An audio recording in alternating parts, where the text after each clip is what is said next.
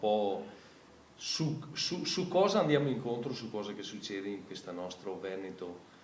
Sinceramente molto rammarico, molta amarezza e un pensiero va anche alla famiglia, perché sicuramente trovarsi dei criminali in casa di notte nelle nostre abitazioni è una cosa veramente orripilante.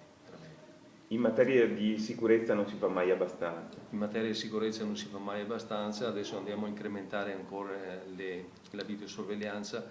Abbiamo proprio il giorno 12 che vi lascio la locandina, abbiamo organizzato con i carabinieri di Castelfranco e Riese un incontro per la popolazione che indicano almeno come si può fare, cosa si può fare per la sicurezza, almeno di stare attenti, specialmente tutte le persone che girano con varie motivazioni, con varie scuse per entrare anche in casa.